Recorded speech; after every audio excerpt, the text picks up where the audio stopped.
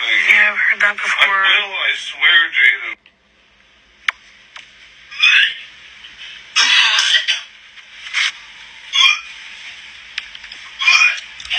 Now, I'm not saying that that man is a narcissist, but he's at minimum a very toxic person, y'all. Of course, if you're new here, I'm a narcissist. I actually have narcissistic personality disorder. That was that man's reaction after his ex-girlfriend caught him cheating, and apparently he went home with a girl from the bar and used his tongue. And then he forced himself to throw up because, you know, he was physically sick from what he had done. He can't believe that he hurt her. He can't believe that he would do something like this. So in another one of her videos, she said that she was 17 and he was 21 when they first met. So to me, that's a red flag on the play. Mainly because you see a lot of toxic, manipulative people that go for younger people because they feel like they're easier to manipulate and things like that. Just like a lot of narcissists and toxic people do, when they get caught up, instead of just being accountable for their actions and telling them what really happened, they deny, they downplay it, and then they act like they are the victim. Him throwing up and crying and begging and pleading makes it seem like he's the victim here. I can't believe that I would hurt you so much.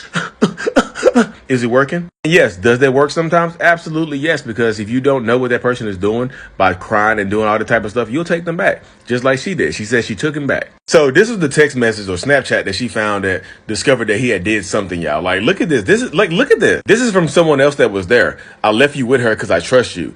It's not really cool you made a move on my friend like that. Apparently they were both drunk and that's when the whole incident happened. That's super shady in and of itself. Like I said, she said that she took him back. And like, this is him pouting on the couch under a blanket, acting like he's a victim or something like that. Like his body is so cold, he needs a blanket to warm him up because of all the pain that he caused her.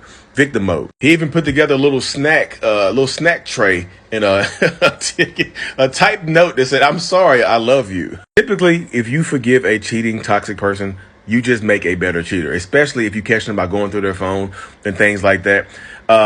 They'll put a password on their phone. They'll expect you to just trust them blindly by not going through their phone. Because if you forgive me, you shouldn't have to go through my phone anymore because you should trust me, right?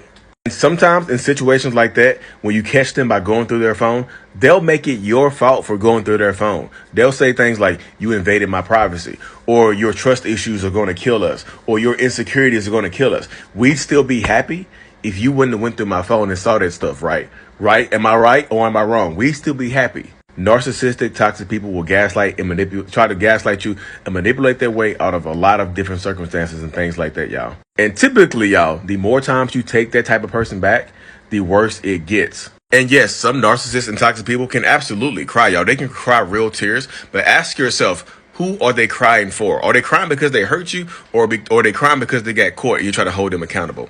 Hope this helps.